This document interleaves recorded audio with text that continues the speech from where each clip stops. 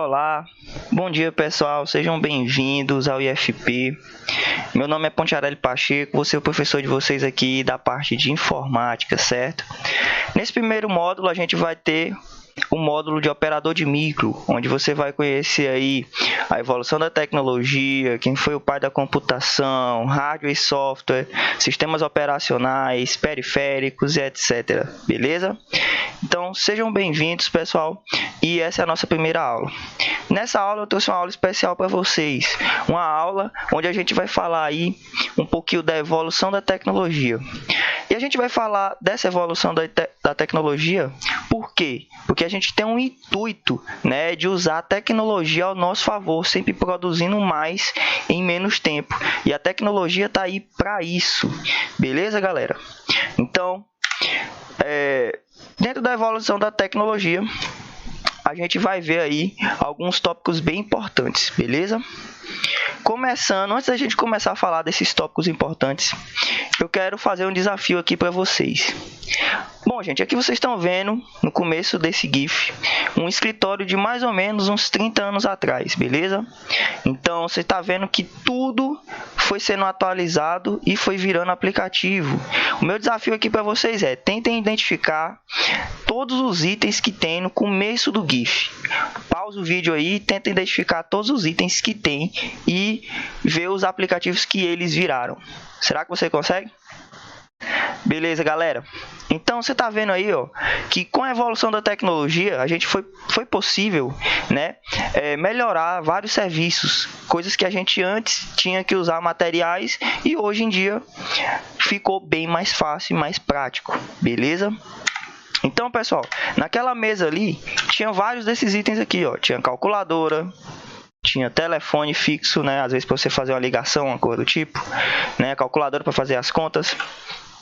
Tinha alguns livros para você fazer uma pesquisa, né, saber basear em algum determinado conteúdo. Tinha um mapa mundi lá para você, tinha um globo, né, para você identificar onde é que está determinada região. Tinha um radinho de pilhas para você ficar ouvindo as notícias. Tinha uma máquina de tirar fotos, né? Máquina fotográfica, às vezes você precisava encontrar alguém importante, alguma coisa do tipo, ou registrar um momento. E tinha uma cadernetazinha aí para você fazer suas anotações, né, gente? Então, eu pergunto para vocês, será que tudo isso que tinha nessa mesa pode ser substituído hoje por um celular? Sim, né, gente? Então, o que acontece? Eu mesmo já trabalhei em empresas aqui em Brasília, que eu cheguei lá para trabalhar no primeiro dia, eles só me deram um celular e falaram assim, ó, tá aqui, pode começar. Gente, hoje em dia a evolução da tecnologia nos proporciona isso, né? Esse avanço na comunicação. E tudo isso, gente, se deve a uma única pessoa, que foi esse cara aqui, ó, o pai da computação. O nome dele é Alan Turing, beleza? Bom, gente, o Alan Turing, ele era um matemático aí, lógico, criptoanalista britânico, né? E os estudos dele se tornaram base para toda a tecnologia atual, tá? Tudo que a gente utiliza hoje, o próprio celular, se deve aos conceitos que esse cara propôs, beleza, gente? Então, o primeiro destaque na vida dele aí veio quando ele estava perto dos 30 anos, quando ele estava trabalhando numa organização britânica, né, inglesa lá na época da Segunda Guerra Mundial, onde Hitler desenvolveu uma máquina que fazia com que os seus comandantes do exército se comunicassem e as pessoas que captavam essas mensagens não conseguiam entender o texto, ela fazia uma criptografia. A gente vai falar mais sobre isso mais na frente, tá? E o Alan Turing estava participando junto com outros gênios do país dele, tentando traduzir essas mensagens, né? E o que acontece? Era humanamente impossível ele traduzir essas mensagens, porque a máquina codificava, né, a mensagem, e uma única mensagem levaria mais de 10 mil anos para um ser humano traduzir aquela mensagem, decodificar aquela mensagem. Então, vendo isso, o Alan Turing desenvolveu uma máquina, né, que ficou chamada aí como Bomb, onde ela fazia a decodificação dessas mensagens, beleza, gente? Então, ó, essa aqui é a maquinazinha que ele fez, tá? Então, essa máquina, ela fazia o quê? Ela fazia a tradução dos textos que eram criptografados aí pelos alemães, beleza? E com isso eles conseguiam antecipar os ataques do seu inimigo, porque eles achavam, né, Hitler e os alemães achavam que esse texto, ninguém entenderia esse texto, e eles conseguiam entender, eles conseguiam traduzir, né, descriptografar essas mensagens e com isso prever os ataques, e foi assim que eles ganharam a Segunda Guerra Mundial. Beleza? Essa aqui, pessoal, era a máquina que os cientistas, né, alemães desenvolveram, certo? Essa máquina aí ficou conhecida como o nome Enigma, porque ela realmente fazia isso, ela transformava uma mensagem em um enigma. Beleza, pessoal? Vocês estão vendo que ela se parece muito com aquela máquina de datilografar, né? Aquela máquina que acho que quem é um pouquinho mais antigo aí utilizou muito, né? Eu brinquei demais com essas maquinazinhas, você digitava, dava um tapa assim, depois era muito legal. E você digitava aqui, pessoal, e tá vendo que na máquina ela tem umas engrenagens. Essas engrenagens eram modificadas todo dia. Então, somente quem tinha uma máquina igual, configurada da mesma forma, conseguia traduzir as mensagens. Então, não adiantava nem ter uma máquina igual se você não soubesse a codificação. Então, foi por isso que o Alan Turing desenvolveu aquela máquina. Aquela máquina conseguia fazer a tradução e assim eles conseguiam prever os ataques. Beleza? E durante uma guerra, gente, claro, a comunicação é o fator mais importante, né? Então, continuando. Bom, depois desse projeto aí, ele participou de outros projetos, tá bom? Um dos projetos mais importantes foi esse aqui, foi o ENIAC, né? Foi um projeto que ele participou aí durante uma passagem dele pelos Estados Unidos, né? Ele estava de passagem por lá e ele participou desse projeto na Universidade da Pensilvânia, tá bom? O ENIAC ele foi o primeiro computador eletrônico digital de grande escala. Pessoal, diferente daquela primeira máquina, essa máquina aí ela já conseguia executar várias funções diferentes. Aquela primeira máquina ela só fazia decodificação de texto, né, de códigos.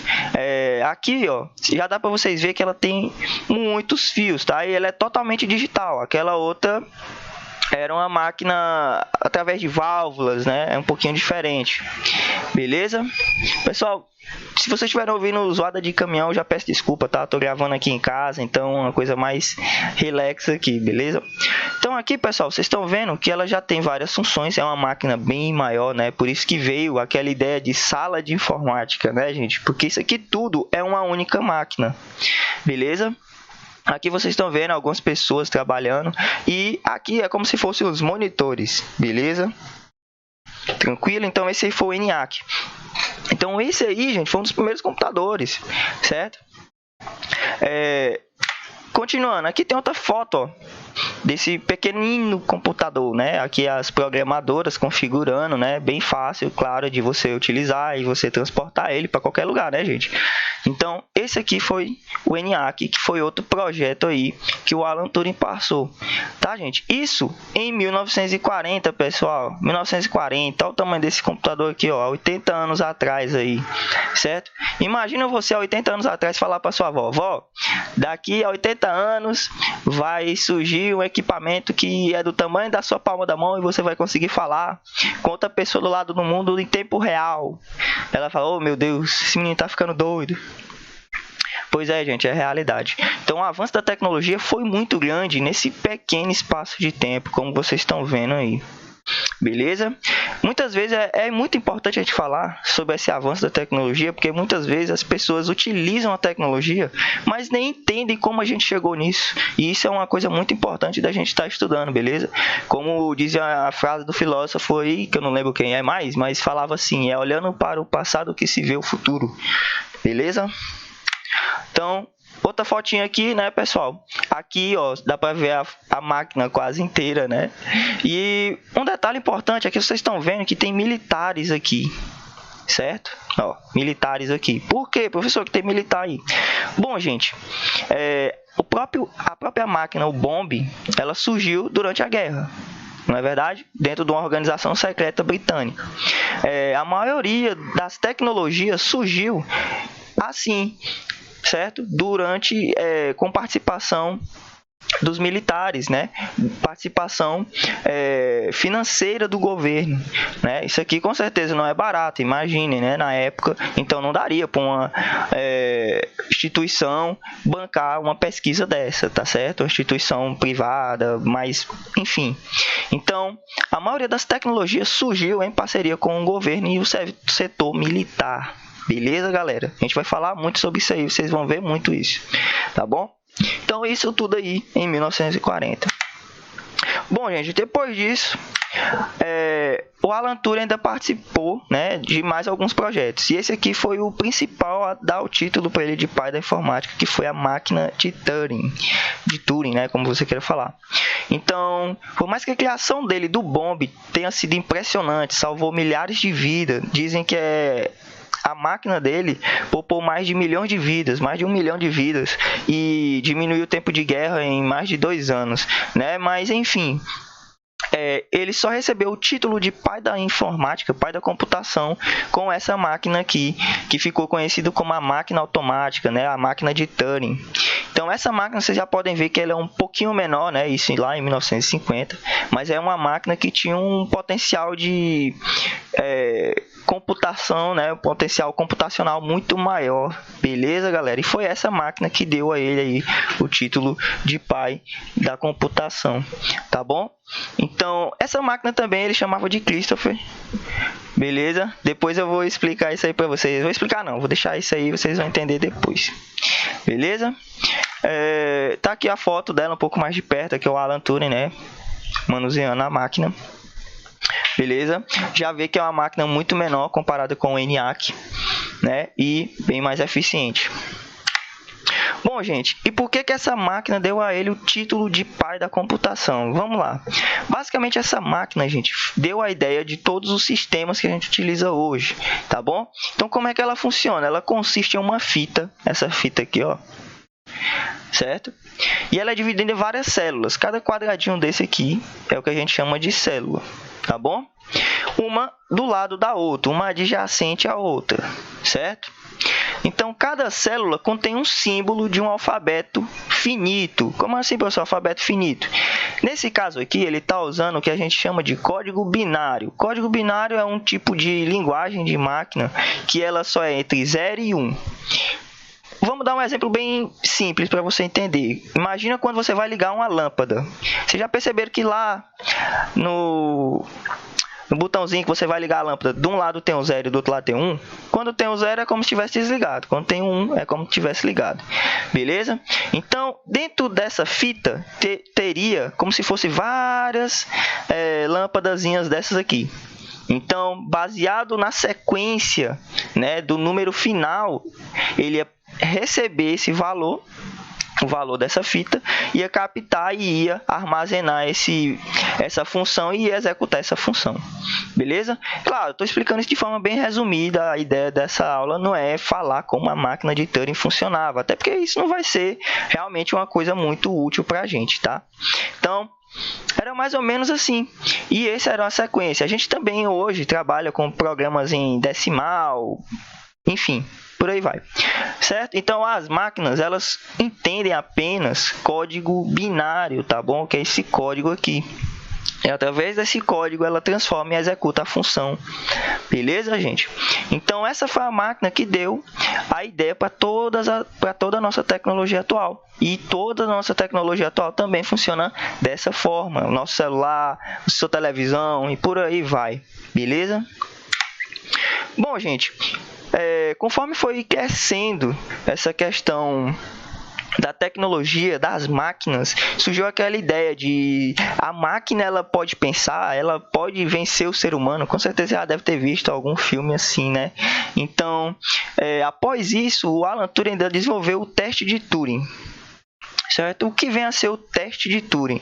Bom, tá vendo uma imagenzinha aqui onde tem um lado um ser humano e do outro lado como se fosse uma máquina? É isso mesmo, gente. Como o teste de Turing ele mede a capacidade de distinguir uma pessoa de uma máquina, né? Ou seja, ele testa a capacidade de uma máquina exibir comportamento inteligente equivalente a um ser humano ou indistinguível desse, beleza? Ou seja, como é que você prova, como é que você consegue realmente saber se ali é uma pessoa ou se ali é uma máquina?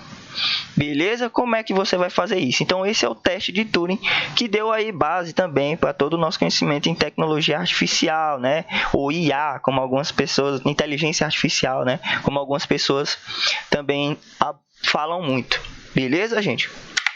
Então, agora que você já viu aí as principais participações sobre o Alan Turing, tá, gente? Isso aqui é, claro, um breve resumo para você conhecer um pouquinho. A gente vai falar algumas curiosidades aí sobre ele. Beleza, gente? Então, vamos lá. Esse aqui é o nome completo dele, tá? Alan Matthijs Turing. Então, ele nasceu lá em Londres em 23 de junho de 1912, né? Londres, que é conhecido por esses pontos turísticos aí, né? Os guardas reais, a caixinha lá de telefone, né? Acho que é o carro do James Bond, o chá, né? Esse navio aqui, muita gente me pergunta se é o Titanic, eu realmente acho que eu não sei, tá, gente? Mas é aquele navio onde todo mundo entrava e dava tchau, beleza? Com medo de morrer, porque era uma invenção muito louca na época, um navio desse porte flutuar, né? O pessoal ficava tudo encabulado com isso. Mal eles esperavam ver um avião, né, gente? Então, ele sempre ia para o trabalho dele de bicicleta e usando máscaras de gás, né? Isso, claro, durante a época da guerra, né, gente? Ele participava de uma organização secreta. Ele não podia ir de carro, né, gente? Durante o período da época, né, da guerra. Então, ele sempre usava essas máscaras de gás, né? Ele era um pouquinho veaco, né, gente? Como a gente costuma falar. Então, ele sempre tomava chá na mesma caneca. Como assim, professor? Ele sempre tomava chá na mesma caneca? Sim, se ele não encontrasse a caneca, ele não tomava chá. Normalmente, essas pessoas que são grandes intelectuais, gênios, eles têm alguns costumes, assim, como é que eu posso dizer? Excêntricos, beleza? Outra coisa aí, gente, é porque é o seguinte, apesar de tudo isso que ele fez, de ter salvado milhares de vidas, de ter vencido praticamente uma guerra, né, gente? Porque se não fosse pela máquina de Turing, não teria vencido essa guerra. De ter dado base para toda a nossa tecnologia atual, ele teve um final não muito feliz, beleza? Ele foi condenado, pessoal, à castração química. Por que, professor? Que ele foi condenado à castração química? Porque é o seguinte, gente, ele era homossexual, tá bom? E na época era um crime hediondo, né? Você ser homossexual. Então ele tinha duas opções. Ou ele recebia esse remédio da castração química que o tornava impotente, tinha uma série de efeitos colaterais, ou ele seria preso, né? E ele, como uma pessoa bem excêntrica, de difícil comunicação com outras pessoas, né? Ele não sabia lidar muito bem com outras pessoas, claro, preferiu aí a castração química, né? E sofreu diversos efeitos colaterais. Professor, e por que o Estado, ninguém libertou ele? Bom, gente, ele fez tudo isso durante a época aí, né? O Bombe, durante a época da Segunda Guerra Mundial. Então ele participava de uma organização secreta. Ninguém sabia e o Estado não podia revelar o que ele tinha feito e nem liberar ele do nada, assim, né? Na verdade, podia sim e deveriam, mas não fizeram, né? Então, o que acontece? Ele teve que passar por isso, né? Ele ficou tomando esse medicamento e, na verdade, a morte dele é um ato que não foi bem esclarecido, né? Completou há pouco tempo aí uma data, né, de morte dele e muitas pessoas cobraram, né, esclarecimento sobre a morte de Alan Turing. Muitas pessoas dizem que ele foi envenenado, muitas pessoas dizem que ele foi assassinado e muitas pessoas dizem que ele se matou. Dizem que ele colocou veneno numa maçã, que era a sua fruta favorita, e comeu essa maçã, né, mordeu essa maçã e ele foi encontrado morto. Bom, gente, essa curiosidade da maçã aí abre até um parêntese, né, entre aspas, né? Provavelmente você já viu alguma empresa que tem um símbolo de uma maçã mordida, né? Beleza. Sim, a Apple. Então, dizem que o símbolo da Apple veio em homenagem ao Alan Turing, né? Que morreu comendo essa maçã, né? E tanto que na sede da Apple tem uma foto gigantesca lá do Alan Turing. Mas isso aí eu não sei, posso afirmar de certeza, beleza? Bom, gente, após 55 anos, o governo britânico aí, ele pede desculpas a Alan Turing, certo? Pena que ele já tinha morrido. E Depois disso, eles criaram um monumento aí, né, na cidade de Manchester em 2001. Beleza?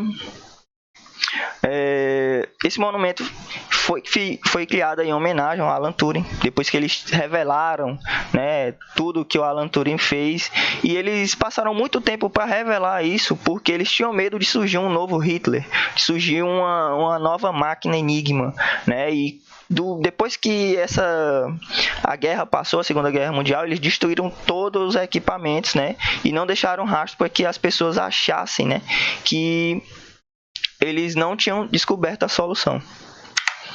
Bom, gente, então esse foi um breve resumo da aula de hoje, tá bom? Espero que vocês tenham gostado da nossa primeira aula. E eu vou deixar aqui uma dica de filme para vocês, tá? O nome do filme é O Jogo da Imitação. E esse filme ele conta a história do Alan Turing, tá? É um filme excelente, ganhou o Oscar. Filme maravilhoso e é muito fácil você achar ele. Você acha no YouTube, acha na Netflix, acha no Now, em qualquer plataforma aí. E no Google, enfim, você consegue achar também ele bem fácil. Beleza, gente? Então, mais uma vez, sejam bem-vindos ao nosso curso. E até a próxima aula, galera. Tchau, tchau. Valeu!